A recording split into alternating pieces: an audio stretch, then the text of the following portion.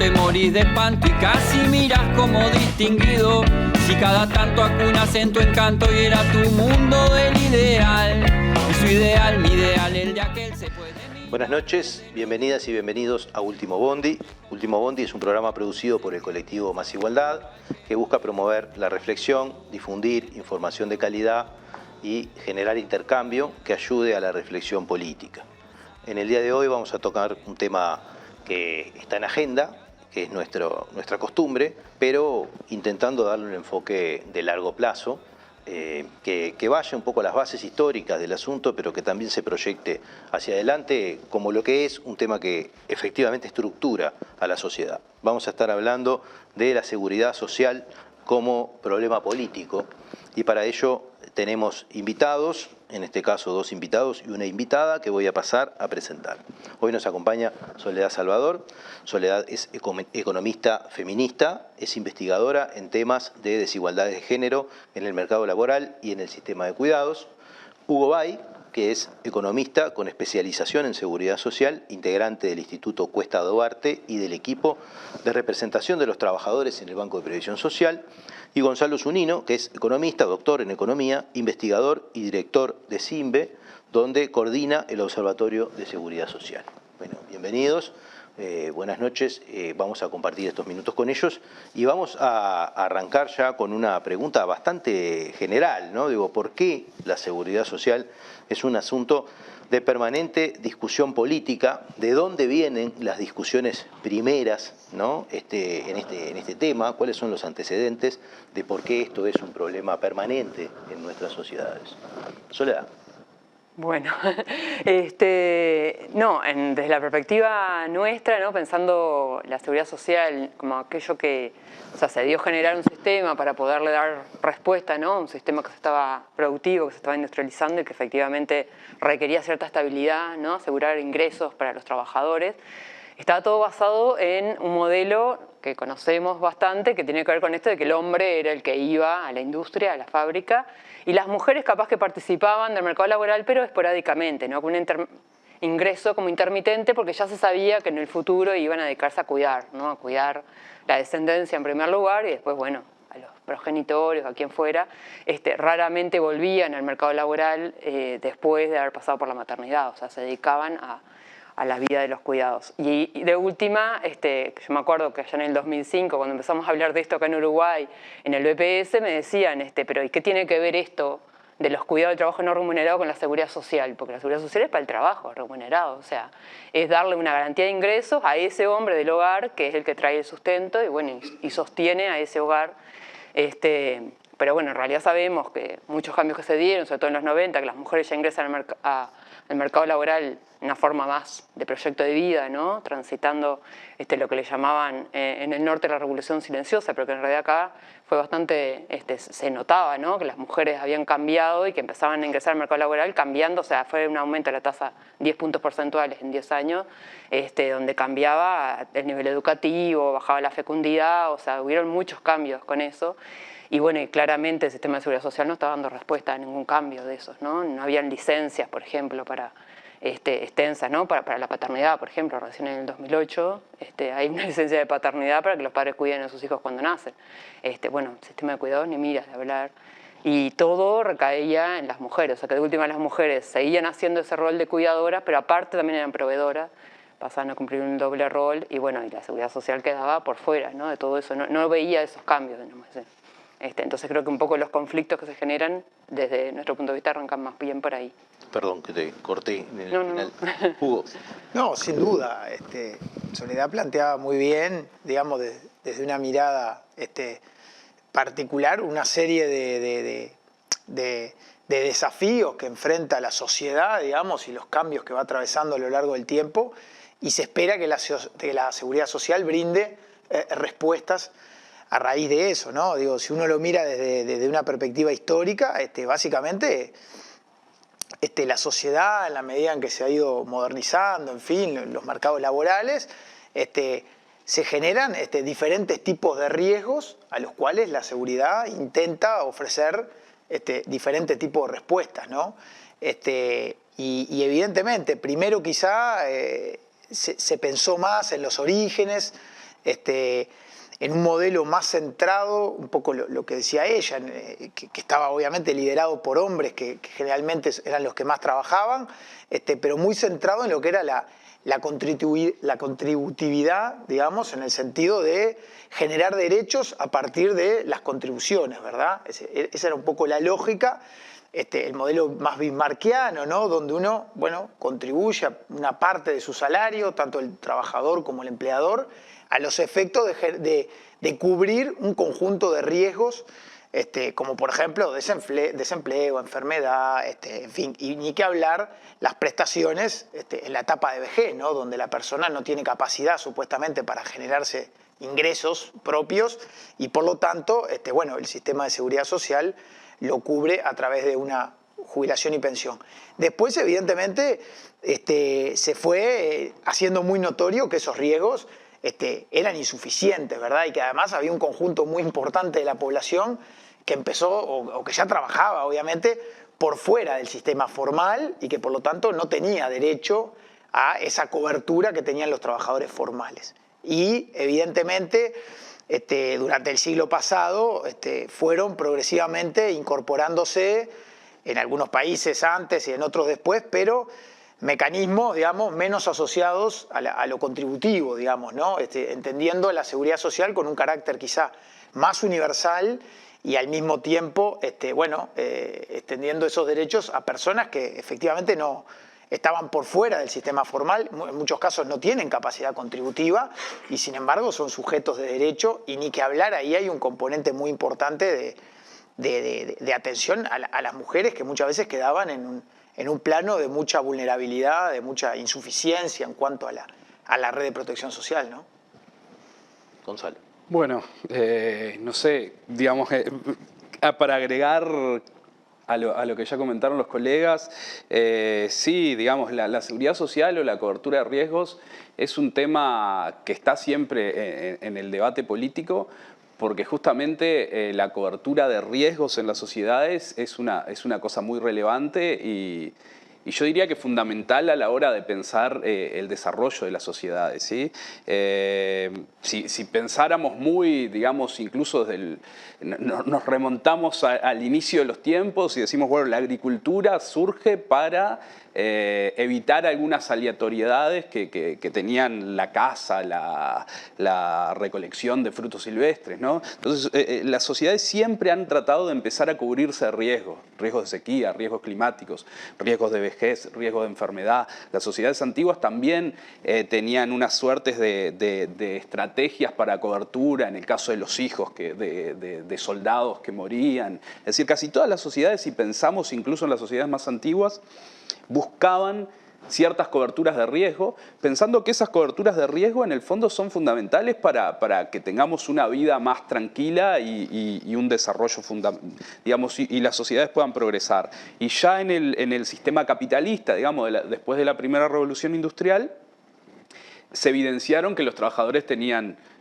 muchos riesgos de salud, riesgos también de salarios casi de subsistencia. Al llegar a la vejez tenías, digamos, un riesgo importante de subsistencia en ese periodo, donde ya abandonabas el mercado de trabajo, y entonces los grupos se empezaron a formar estrategias para tratar esos riesgos. Y si lo pensamos en Uruguay, el sistema de seguridad social surge con grupos que empiezan a generar esas coberturas. El primer sistema es de maestras y maestros, digamos, que en 1896, que empiezan a gestionar estos riesgos de invalidez, vejez y sobrevivencia, y después van siendo diversos grupos que van generando estas cajas, ¿sí? En eso que se denomina a veces como una formación aluvional, digamos, del sistema, no planificado, sino que son personas que se fueron buscando la mejor estrategia de mitigar esos riesgos,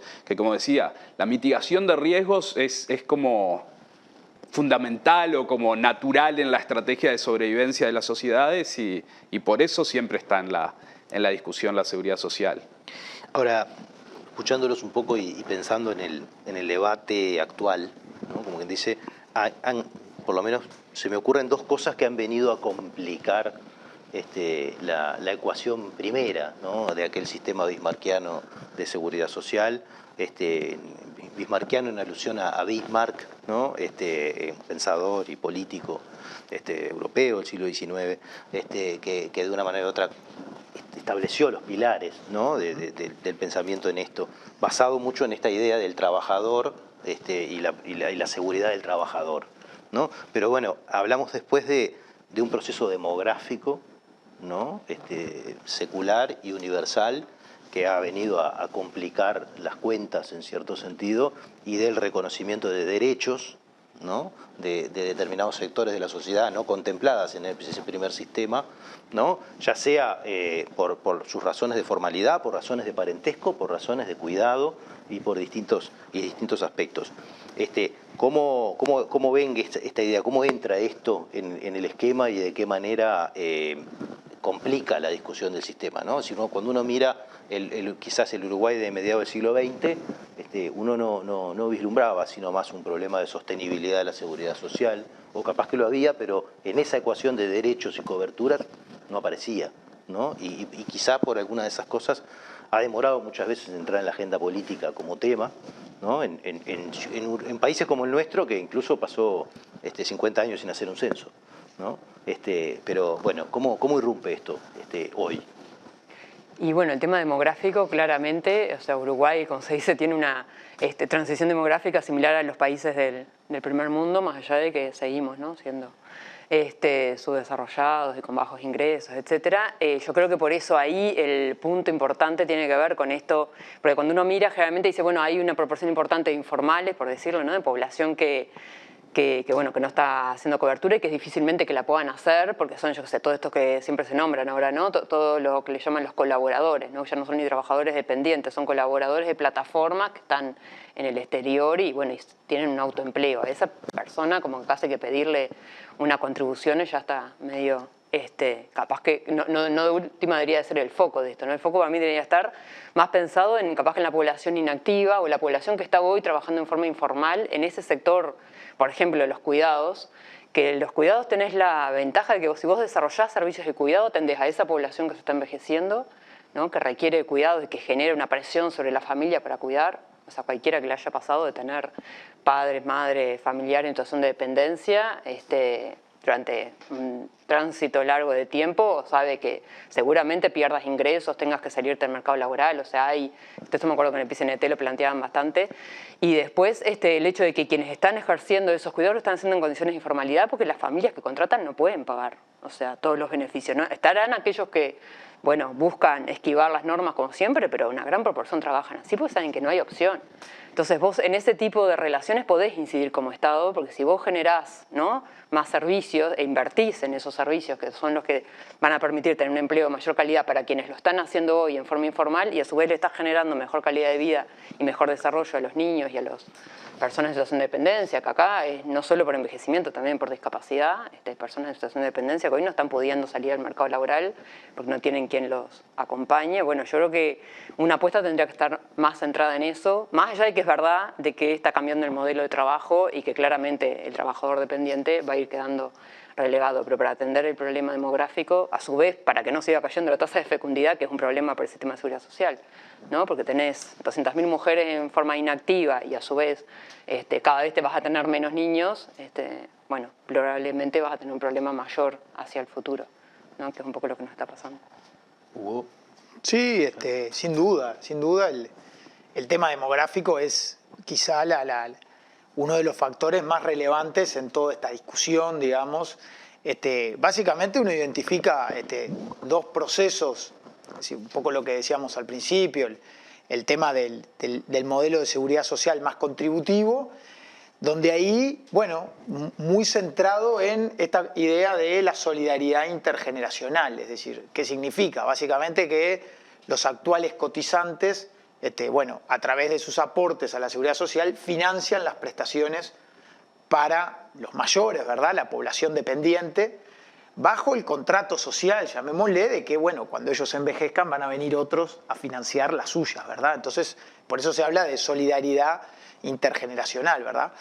Y naturalmente, esos sistemas centrados en eso bueno, yo diría de que evidentemente requieren adecuaciones a partir del cambio demográfico. Es decir, ¿qué hablamos cuando hablamos del cambio demográfico? Básicamente el envejecimiento poblacional asociado al aumento de la expectativa de vida, es decir, la longevidad, algo que todos conocemos, que es muy relevante reconocer que no se distribuye igual entre toda la población, es decir, esas mejoras en la expectativa de vida no son parejas, no nos llegan a todos de la misma manera. Ese es un elemento a tener en cuenta al momento de discutir cambios en los sistemas. Pero también a esto que se planteaba de la reducción de la natalidad, digamos, la menor cantidad de niños que nacen en nuestro país, que se ha acentuado además en los últimos años. Y bueno, todo eso va provocando que cada vez la proporción de adultos mayores a los que hay que brindar cobertura es relativamente mayor. Entonces eso implica un desafío desde el punto de vista de aquella solidaridad intergeneracional donde quizá en algún momento estaba planteada, donde un muy alto porcentaje de activos financiaba una proporción relativamente acotada de pasivos.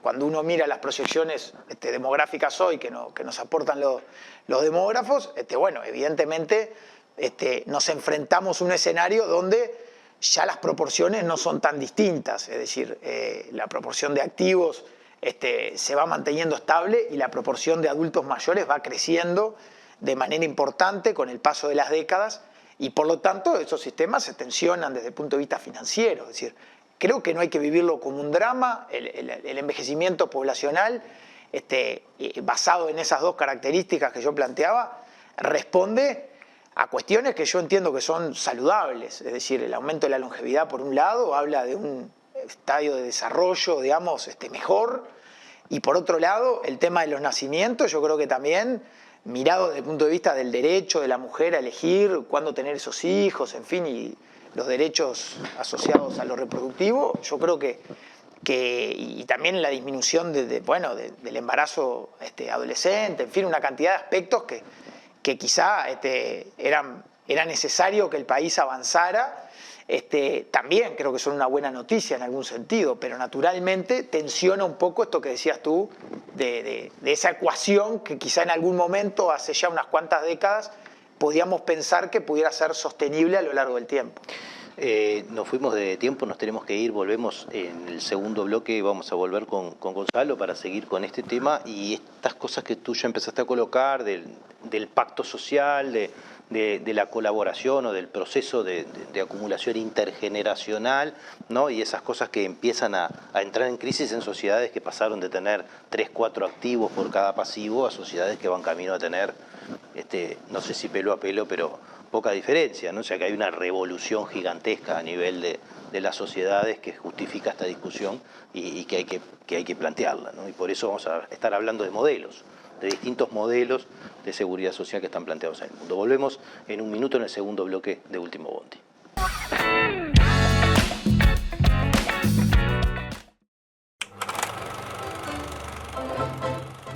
Soy suscriptor de Caras y Caretas porque necesito periodismo comprometido, independiente. Te pido que en lo posible te hagas suscriptor, porque hay que luchar contra el blindaje periodístico que existe en nuestro país y que termina pulverizando la libertad de prensa. Gracias y hasta siempre.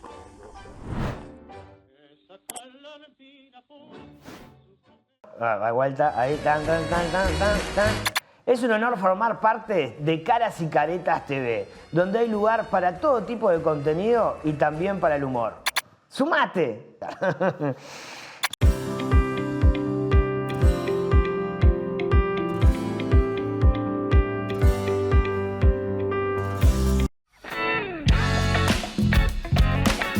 Seguimos en este segundo bloque de Último Bondi, estábamos hablando de la seguridad social como problema político y bueno, después de un pequeño viaje por una breve historia esquemática de la seguridad social y algunas bases del desarrollo a nivel de mundo y a nivel de país, estábamos entrando un poco en esta idea. La gente piensa muchas veces, ¿no? Yo voy a tener de jubilación lo que ahorré toda la vida, hay otros que, como decía Hugo, lo ven como el aporte de los que están ahora para los que estuvieron antes, ¿no? Y en esta idea de, bueno, de quién va a aportar por mí. También hemos visto esta discusión en la política, ¿no? De que es necesario que la gente tenga más hijos para que alguien me pague la jubilación, o bueno, algunas de estas caricaturas que terminan apareciendo en la discusión pública, pero que claro, tienen un montón de cosas alrededor que no son fáciles de entender. Entonces, con esta idea un poco arrancamos el segundo bloque con Gonzalo, queriendo hablar de modelos de seguridad social, ¿no? Distintas opciones que ha inventado el mundo y las sociedades para atender este problema. Bueno, yo creo que ahí quizá en la literatura económica vinculada a esto hay como una estructura que se llama estructura de pilares que creo que puede servir para ejemplificar esto. Y después los sistemas básicamente terminan siendo combinaciones de esos diferentes pilares, ¿sí? En general se habla de un pilar cero que tiene un objetivo claro, que es que no haya pobreza en la tercera edad, digamos, que cuando la gente llegue a ese momento donde se tiene que desvincular del mercado de trabajo, no corra riesgo de pobreza. Entonces ese primer pilar o pilar cero en general está asociado a prestaciones no contributivas, ¿sí? La idea es que cuando llegues ahí te toque un ingreso que te permita no caer en situaciones de pobreza. Entonces, un esquema basado en un pilar cero fuerte es un esquema donde las contribuciones de repente tienen menos relevancia y esa prestación, decíamos, no está asociada a contribuciones previas. El esquema de financiamiento para ese pilar cero tiene que salir de rentas generales. Eso estamos hablando, por ejemplo, en Uruguay sería la pensión a la vejez. En Uruguay lo más parecido a un pilar cero es la pensión a la vejez. No es un pilar cero estricto de literatura, porque no solo por el hecho de llegar a una determinada edad te toca la prestación, digamos, sino que está restringida a determinados umbrales de ingreso. No te toca siempre, pero digamos sería algo muy similar a esta idea de pilar cero. En la literatura después sigue esto del pilar 1, que es quizá lo más conocido, los regímenes de solidaridad, donde uno alcanza una prestación a partir de determinada secuencia de contribuciones durante la vida activa. Ahora, esa prestación que uno alcanza está ligada no necesariamente de forma precisa, digamos, no necesariamente no está ligada de forma precisa a los aportes, ¿sí? Hay ahí algunos esquemas de la prestación va a estar en parte determinada por lo que uno aportó, pero no hay una equivalencia actuarial entre lo que uno recibe y lo que uno obtiene. Entonces ahí hay espacio para esquemas de transferencia, digamos, porque como no recibís exactamente lo que ahorraste durante la etapa activa, hay posibilidad de hacer transferencias en que a algunos les toque más, a otros les toque menos, y focalizar de cierta forma las coberturas, prestar más atención a unos grupos y cubrir estos riesgos, digamos, diversos de una forma más solidaria.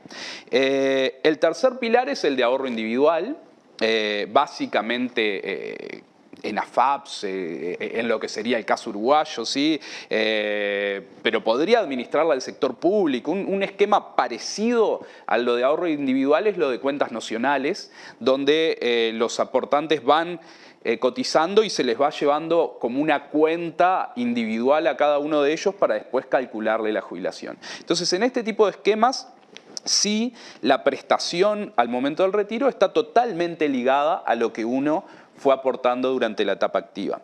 Y bueno, y después la literatura habla de un tercer pilar o pilar 3, digamos, de ahorro voluntario y esquemas flexibles, no necesariamente obligatorios. La seguridad social o los distintos países combinan de distintas formas estos pilares y en el tiempo también los han combinado de distintas formas, generando distintos modelos, pensando en el fondo que en última instancia la seguridad social tiene dos objetivos. Uno, el de cubrir ese riesgo de pobreza una vez que te retiras del mercado de trabajo, ¿sí? Que creo que ahí el pilar 0 cumple un rol fundamental.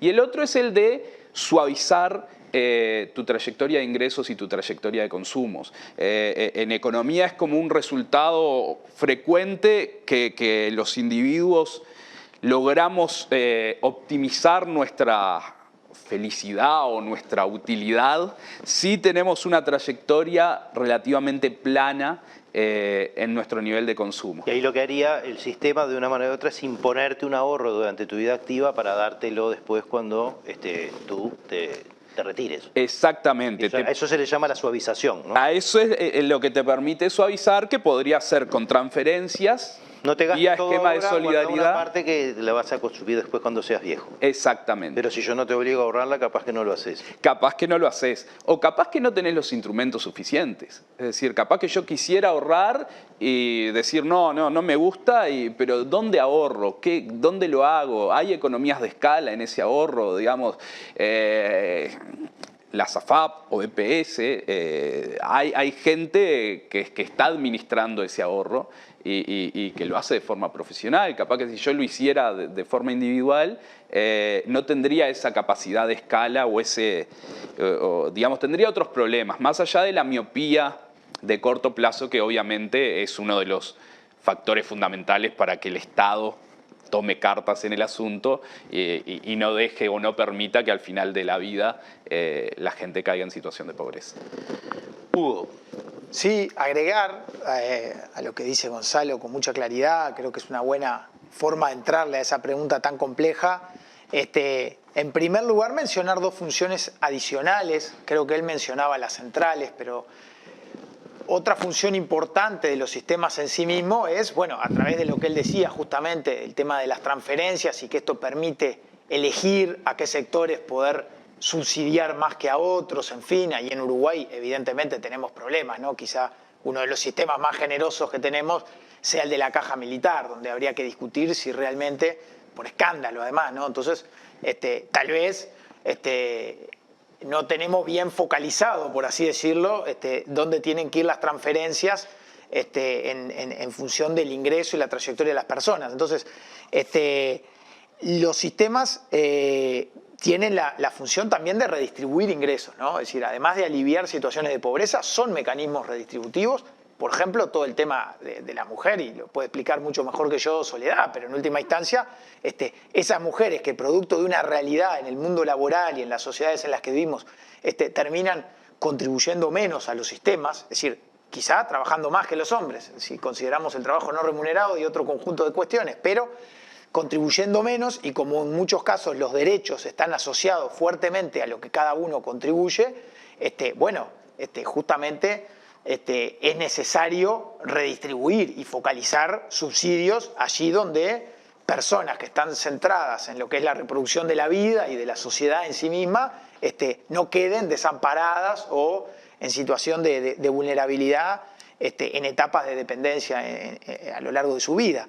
Y otra de las funciones clave también, que está asociada a esta idea que decía Gonzalo, vamos a decir, de distribuir de forma más pareja el consumo a lo largo de la vida, también es el tema del aseguramiento, en el sentido de que yo tampoco, una vez que me voy a jubilar, no sé cuánto voy a sobrevivir, digamos, ¿no? Yo llego a los 60, 60 y pico de años y capaz que algunos duramos poco y otros viven hasta los 100 y pico, entonces eso nadie lo sabe, es decir, si cada uno ahorrara individualmente, tendríamos un problema en el sentido de que ¿cuánto tendría que ahorrar si no sé cuánto voy a vivir? Bueno, colectivamente podemos de alguna manera redistribuir ese riesgo de longevidad donde en última instancia nadie sabe cuánto va a vivir, pero el sistema de alguna manera tiene que garantizar ingresos adecuados para todos, ¿verdad? Y también para aquellos que viven por encima, digamos, del nivel promedio, llamémosle, de expectativa de vida, y que obviamente tienen que seguir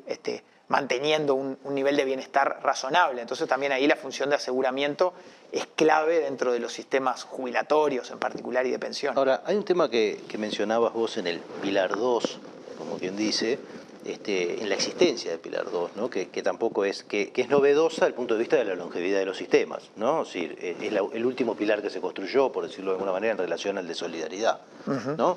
Y que de una manera u otra habrá distintas justificaciones de su existencia, pero enuncia también que hay necesidad de acumular aparte y poner a trabajar recursos en inversiones que renten para ayudar a sostener sistemas Y no voy a la discusión esencial si eso es necesario o no, si puede hacerse de esa manera o no, sino a la discusión sobre que como que parecería un consenso práctico de que las generaciones actuales ya no sostienen a las generaciones futuras, o que las generaciones futuras no van a sostener a las generaciones actuales sin algún tipo de apoyo que ayude a pagar eso que se va a requerir, ¿no? O sea, ¿por qué voy a esto? Voy a esto porque me parece que la gran discusión en el fondo de esto termina siendo la sostenibilidad de los sistemas, ¿no? Y en qué medida es posible pensar los sistemas como algo aislado, como quien dice, ¿no? Desvinculado de impuestos, desvinculado de otros instrumentos de redistribución. Porque este Pilar 2 se inventó para algo, de una manera u otra, para atender un poco esta situación. También se complementa con impuestos, no sé si en todos los lugares del mundo, pero claramente en Uruguay. Y a veces me parece a mí que la discusión sobre la seguridad social parecería plantearse en un imaginario deseable de que no fuera así. Y yo mirando la ecuación demográfica digo, eso es imposible, o es posible pensar en esa idea. Y estoy dejando todo lo que va a decir Soledad fuera, ¿no? Porque estamos hablando de previsión social y no de seguridad social, ¿no? Pero hacemos un resumen pequeño. Breve. Sí, yo comparto plenamente que allí creo que justamente los regímenes de capitalización, digamos, o los pilares de ahorro, sirven, desde mi punto de vista, la función esencial es atender la cuestión demográfica, es decir, darle sostenibilidad, es decir, en un sentido de atender la equidad intergeneracional. ¿Qué quiere decir esto?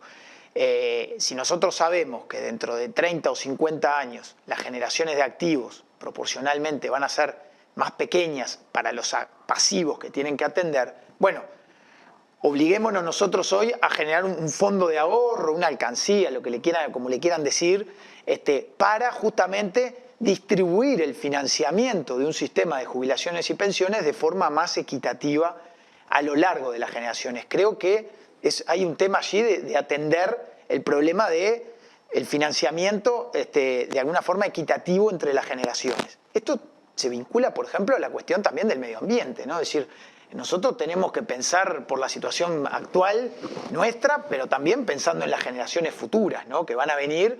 Entonces, yo creo que ahí hay una justificación importante para este tipo de pilares. Lo que sí creo que hay una discusión que en Uruguay está un poco como trancada y es el tema de si se está privatizado o no está privatizado, que creo que es lo de menos. Es decir, me parece que eso es una opción de las tantas posibles de cómo administrar.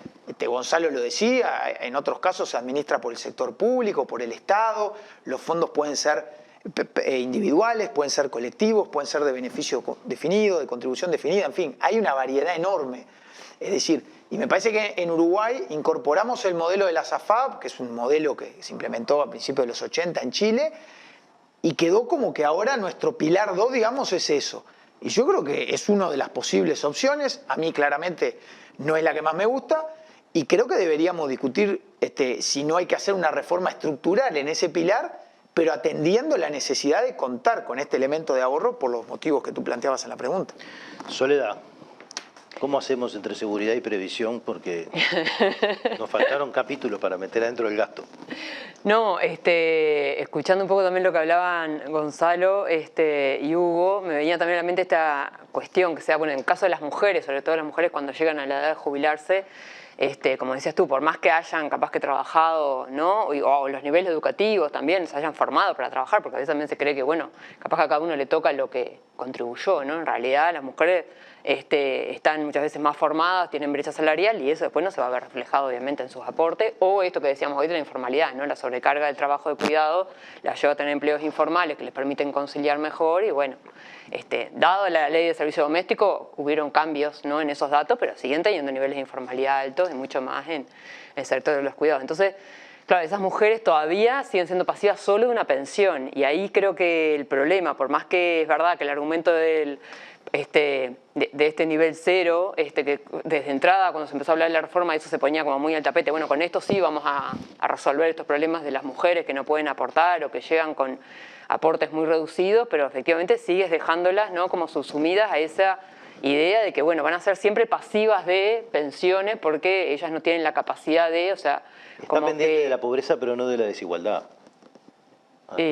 Sí, claro, y aparte por eso, yo no sé hasta dónde ese pilar cero en Uruguay podemos decir que es suficiente para no caer en la pobreza, porque en realidad termina siendo un nivel para, o sea, digo, eso aparte es una mentalidad bien mercantilista, ¿no? Por esto de tratar de que el nivel no sea tan suficiente como para que vos tengas el estímulo a aportar, porque si no, no aportarías, entonces estás siempre como jugando con eso, y yo no sé, ahí estaría bueno ver qué opinión tiene también Gonzalo Hugo. Me parece que o sea, eso es como mucho más la idea de otros países, como digo, tenemos la realidad de países ricos, pero en un país que no es tan rico, por más que estamos mejor que la región, porque tenemos derecho por lo menos a la seguridad social, creo que nos falta bastante para reconocer efectivamente derechos, sobre todo a estos sectores que vienen contribuyendo en trabajo mucho más que muchos de nosotros, ¿no? que uno mismo, ¿no? Por más que capaz que a nivel educativo, calificaciones, uno se puede considerar que, bueno, que hizo un esfuerzo mayor en estudiar, pero porque tuviste la oportunidad, pero hay otras que están trabajando mucho más duro desde mucho antes y llega, bueno, a veces capaz que ni llegan, ¿no?, a la edad esa de jubilarse, bueno, menos aún si le suben la edad. Entonces creo que son todas cosas que a veces faltan que estén efectivamente en el debate de la seguridad social. Le tocaría a Gonzalo, pero lo vamos a pasar para el tercer bloque, porque además vamos a entrar en la discusión de economía política de esto, que tiene un poco que ver con esta idea de por dónde va esta discusión y qué cosas han quedado afuera de las discusiones de seguridad social, ¿no? Y bueno, creo que hay algunos capítulos más para agregar. O sea que volvemos en un minuto en el tercer bloque de Último Bondi para seguir hablando de seguridad social como problema político.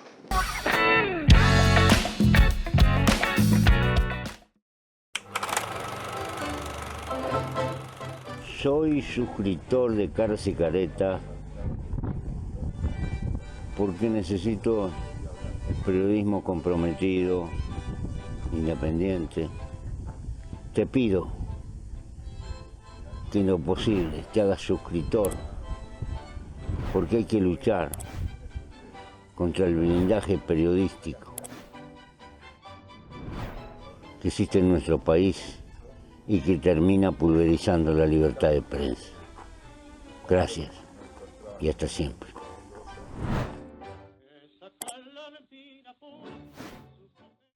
Vuelta, ahí, tan. Es un honor formar parte de Caras y Caretas TV, donde hay lugar para todo tipo de contenido y también para el humor. ¡Sumate!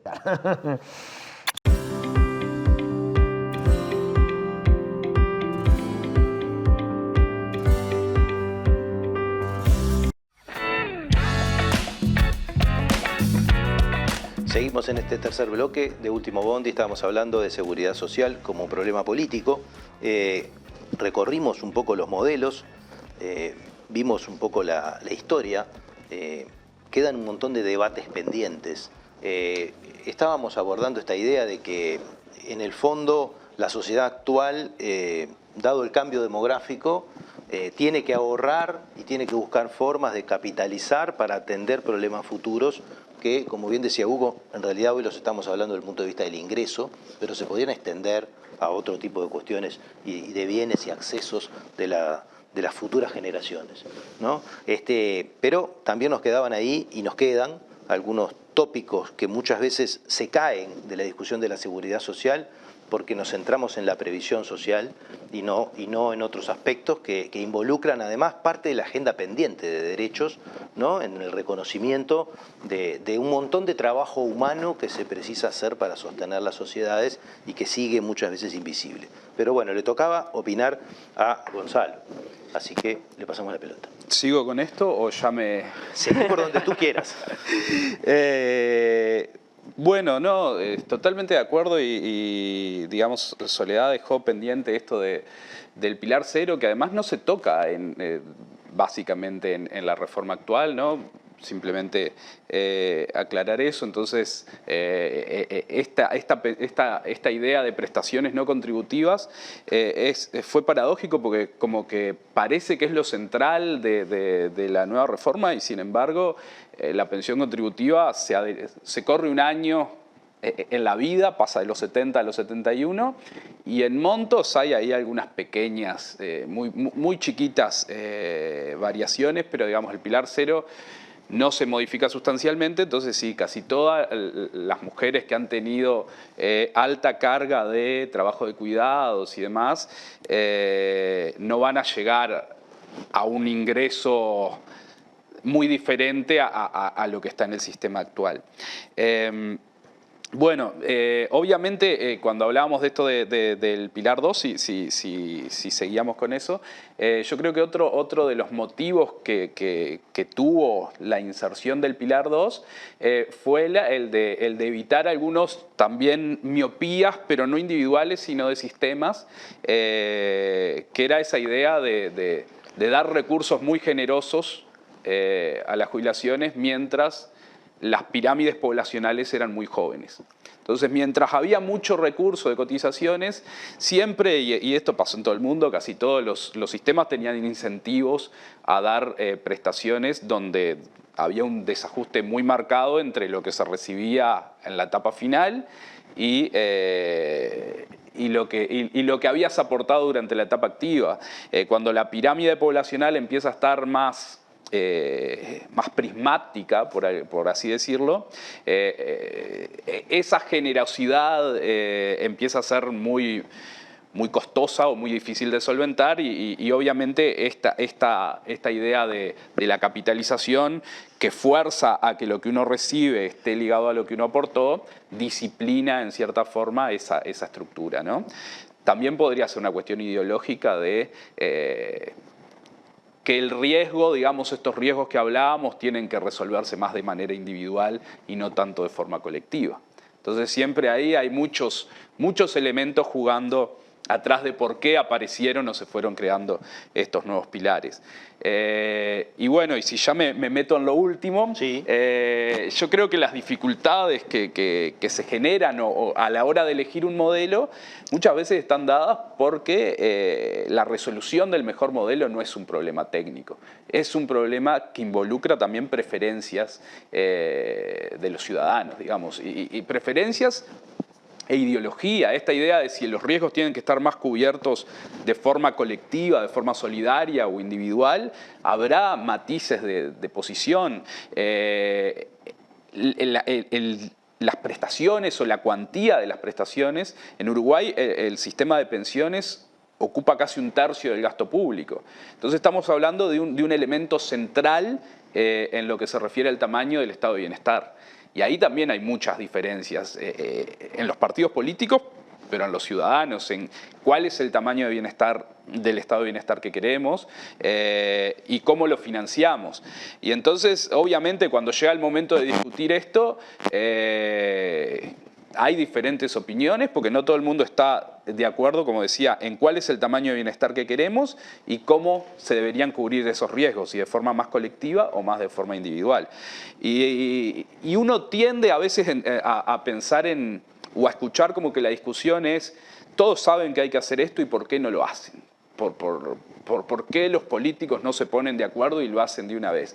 Bueno, porque es más complejo que eso, digamos. No hay una solución técnica que sería, acá nos ponemos, hacemos las cuentas y decimos, este es el sistema que hay que tener.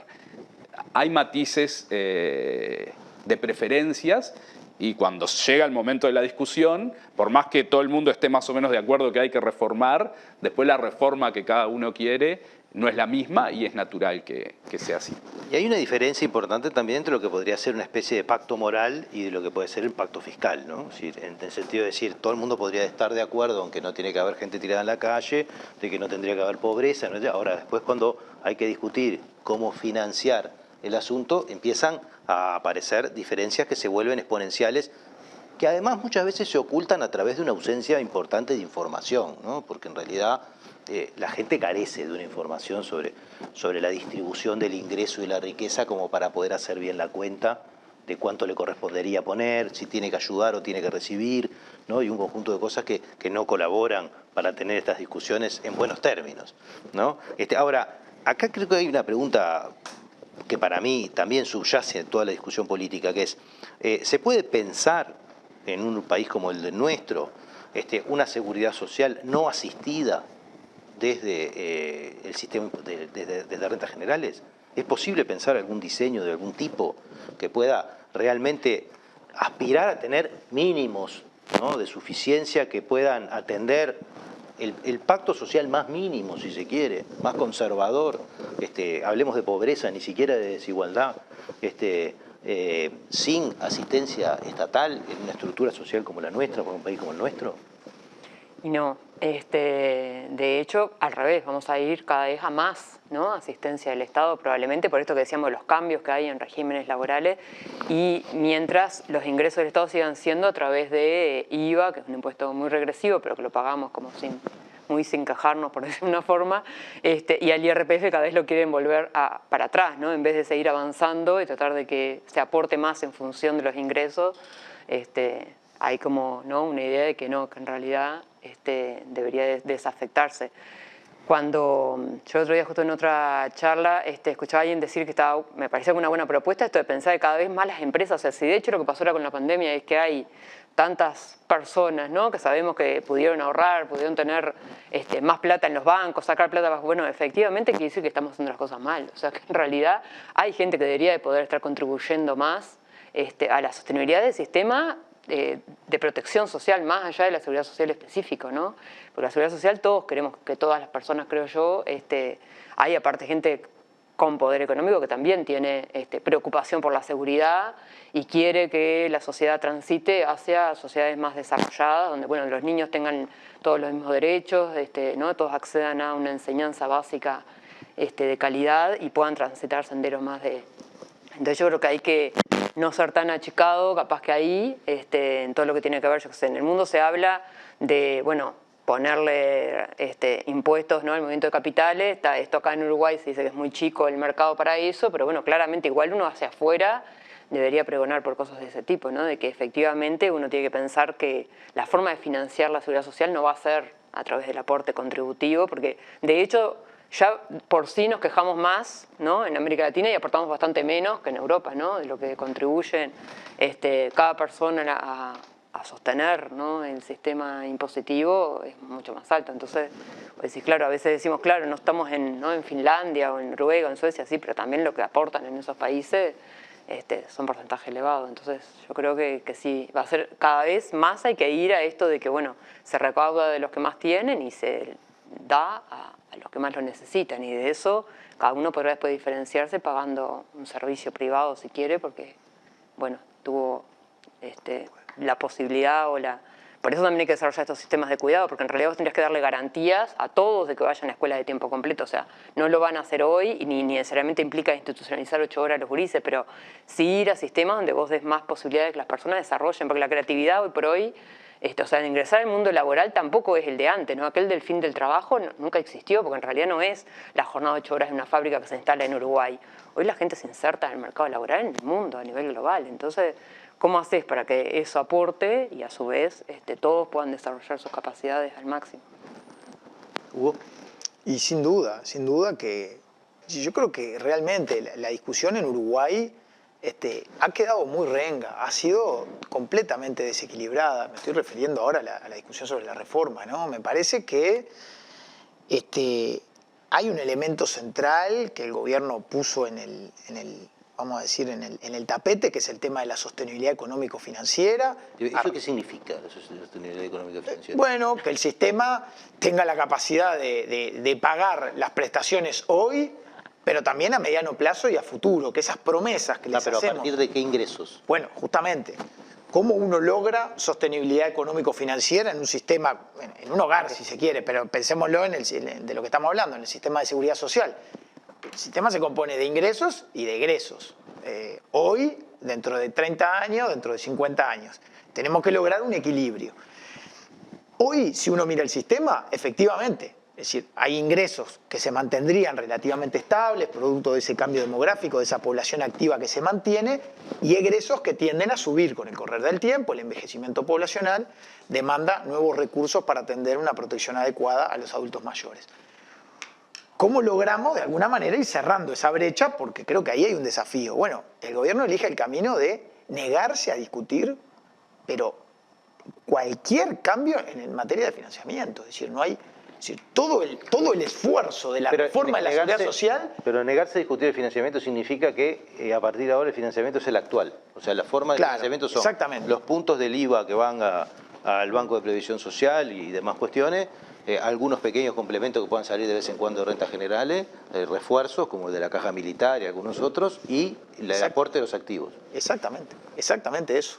Se congela, la matriz de financiamiento actual se congela por 30, 50 años. Cuando uno mira las proyecciones actuariales que hace los equipos técnicos de BPS a partir de los cambios propuestos en la reforma, en última instancia es eso. De hecho, la única fuente de financiamiento que sí se toca, curiosamente, es un aumento de IVA adicional, porque esto que nos devuelven con el pago en dinero electrónico, los 2 puntos, aparentemente, ahora vamos a ver qué dice el proyecto, pero el anteproyecto de ley plantea que de forma obligatoria vayan, ya no nos los devuelva, digamos, el comerciante al que le hicimos el pago, sino que eso vaya a una cuenta de ahorro individual administrada por una FAP, en fin. El único cambio en materia de financiamiento. Yo creo que el tema del gasto hay que discutirlo. Hay que discutir si es sostenible realmente el nivel de gasto que tenemos y seguramente haya que intervenir sobre eso. Yo estoy convencido de que hay aspectos para corregir en materia de trayectoria de gasto. Quizá hay subsidios que en determinado nivel para sectores de ingresos medio altos que el país no puede solventar, o que por lo menos no puede solventar mientras invertimos lo tan poco que invertimos en otras áreas, como pobreza infantil, como discapacidad, como sistema de cuidado, etcétera, etcétera. Entonces, me da la impresión de que ahí hay una discusión para dar. Ahora, no podemos dar esa discusión sin incorporar el tema del financiamiento. Tenemos exoneraciones brutales donde hay una cantidad enorme de sectores que no pagan aporte patronal, pagan 0. No pueden pagar 1. Capaz que no pueden pagar 7,5, no pueden pagar 1, tampoco, ¿no? 1 no. El sector rural, que tiene un régimen absolutamente beneficioso de aporte a la seguridad social, el aporte patronal. En lugar de aportar 7,5, como aportan el régimen general, aportan por otros mecanismos que hacen que, digamos, en función de la masa salarial que tienen, más o menos eso se aproxima a un 2%. Yo creo que no es sostenible dar la discusión en esos términos. Es decir, la gente no lo puede digerir. Es decir, nosotros podemos discutir si determinada gente a futuro quizá no se va a poder retirar a los 60 años, habrá que discutir a qué edad, qué sectores. Quizá no todos están en condiciones de postergar la edad de retiro, pero algunos sí. Son todas discusiones que tenemos que dar. Ahora, no podemos darlas sin dar otras, ¿no? El tema de la caja militar, bueno, que yo creo que también hace al financiamiento del sistema. ¿Es razonable que ahora, como se está diciendo, durante los próximos 10 años los militares se sigan jubilando con tasas de reemplazo en promedio de 136%, pero en algunos casos de 200%? ¿Es razonable? ¿Y qué significa? ¿Qué es la tasa de reemplazo? ¿Con cuánto se va la gente en función de lo que ganó? Es decir, básicamente... ¿Un trabajador común y corriente con cuánto se va? 50 y poco por ciento de lo que ganaba. Un militar en promedio, 136%. Pero en algunos casos, producto de unas leyes comparativas que son insólitas, que no tienen precedentes en los regímenes previsionales, pero se puede llegar a ir con el doble de lo que venía ganando. Entonces uno se pregunta, ¿tenemos que mantener eso durante los próximos 10 años? O ahí no creo que no es un problema de respetar derechos adquiridos. Ahí lo que tenemos que discutir es si es sostenible mantener esos privilegios adquiridos, porque esos son privilegios adquiridos. Entonces, lo mismo el tema, ahora los bancarios pagan un impuesto, los jubilados bancarios, los notarios pagan un impuesto, se está discutiendo un impuesto para los jubilados profesionales. Seguramente son medidas que se tuvieron que tomar y hasta que pueden ser acompañables. Yo pregunto, ¿no es necesario cobrar un impuesto a las altas jubilaciones militares que durante 4 décadas se han venido jubilando con condiciones excepcionalmente beneficiosas, por no llamarle privilegio? Bueno, yo creo que son temas que tenemos que incorporar en la agenda. Es muy difícil discutir lo otro sin discutir eso. Bueno, sí, yo creo, estoy de acuerdo con Hugo, en que no discutir la parte de ingresos deja renga la discusión de la reforma. Si bien también digamos, y ya lo he comentado en varios lugares, que creo que hay un problema con el gasto. O sea, no me parece mal tratar de amortiguar la trayectoria del gasto en pensiones, justamente por lo que decía Hugo, hay otras prioridades, digamos. Parados de hoy hacia el futuro, no tendría del todo sentido que cada recaudación extra que logre tener el sector público sea absorbida por el sistema de pensiones, cuando tenemos que fortalecer el sistema de cuidados, cuando tenemos que fortalecer educación, cuando tenemos que fortalecer transferencias en la infancia, cuando tenemos que invertir más en investigación y desarrollo también. Digamos, tenemos un conjunto de prioridades en el sector público que quizá hoy podrían estar un poquito antes a la hora de pensar la asignación de los recursos fiscales. Pero eso no implica no discutir el financiamiento del sistema de pensiones. Creo que eso quedó... Yo te voy a una interrupción porque también esta es una discusión recurrente que aparece sobre, lo voy a poner en forma caricaturesca, ¿no? Todo se lo llevan los viejos y nada se lo llevan los niños, ¿no? En como esta discusión de que habría que sacar de acá para poner allá. Sin embargo, cuando uno mira el sistema previsional, hay una enorme cantidad de jubilados que están muy lejos de estar en una situación cómoda, ¿no? Como para decir, porque a veces me pregunto si no esquivamos la discusión de sacarle a los ricos para darle a los pobres, para poner esta de sacarle a los viejos para darle a los niños, ¿no? Sí, bueno, a ver, es cierto, no hay que pensar que los jubilados están cómodos, o al menos todos los jubilados están cómodos, pero sí es cierto que de todas formas genera más resistencia una transferencia vía asignaciones familiares o algo, sí, 3.000 pesos mensuales o lo que sea. Imagínate un monto y decir, esto se lo quiero dar a los niños. Horrible. Está lleno de jubilaciones, las más bajas, también las más altas, ¿sí? Que tienen subsidios mensuales de esa cuantía y de bastante más cuantía. Sí. Pero no son transparentes, en el sentido de que todos tenemos como asociada esa idea de que la jubilación me la gané. Sí. Y que entonces ahí esas jubilaciones tienen subsidios, pero no son claros y si no son claros, nadie que me venga a decir que a mí me están subsidiando. Pero sí, no quiere decir que sean cómodos, que haya muchos jubilados que estén cómodos, no están cómodos, pero al menos los apoya el Estado. Claro. A los otros no están cómodos y no tienen ese apoyo del Estado que les permitiría salir de la pobreza, ¿sí? Esa idea de 2% de pobres en adultos mayores y casi 20 en niños se explica por el rol del Estado en uno de los grupos y el no rol del Estado en el otro de los grupos. Entonces creo que no hay que pensar en sacarles ya a este grupo para darle a este otro. Hay que pensar cómo rebalancear esa participación del Estado.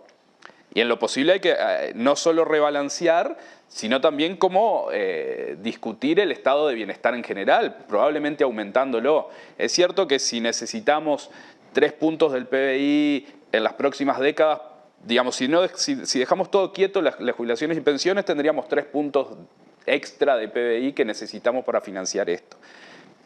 1, 2, 3, lo que sea, para los niños. 2 más para la educación.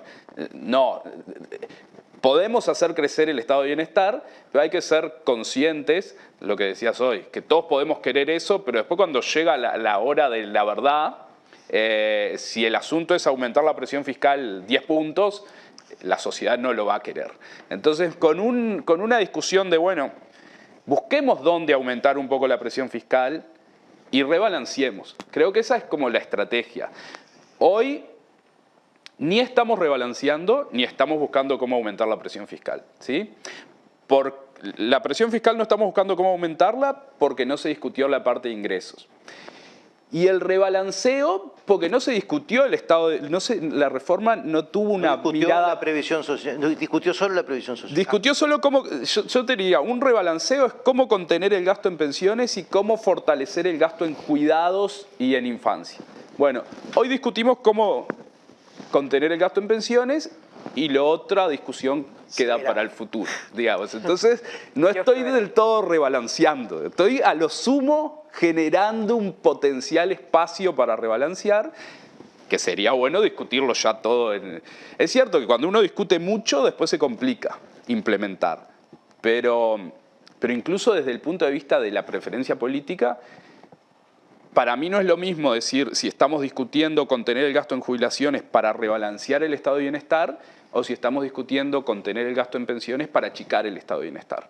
La posición que uno puede tomar no es la misma, digamos, depende de en qué discusión está metido. Bueno, nos fuimos de tiempo. Se nos fue, está. Creo que igual paseamos por un montón de lugares. Me queda mucho de esta...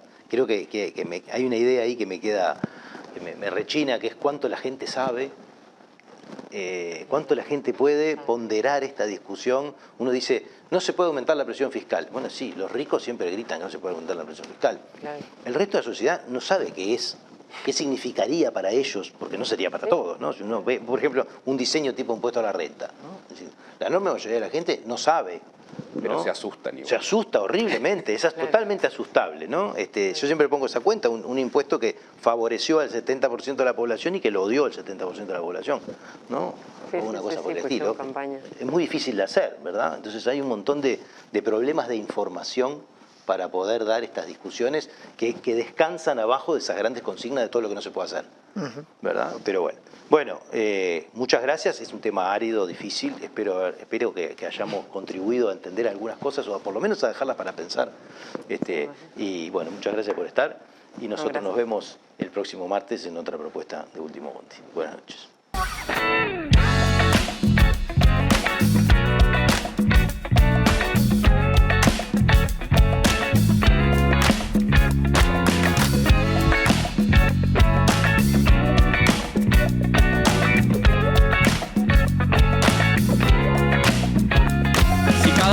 Te morís de espanto y casi miras como distinguido. Si cada tanto acunas en tu encanto y era tu mundo del ideal. Y su ideal, mi ideal, el de aquel se puede mirar desde lo distinto. Si por las noches compartís el tinto con ese que piensas.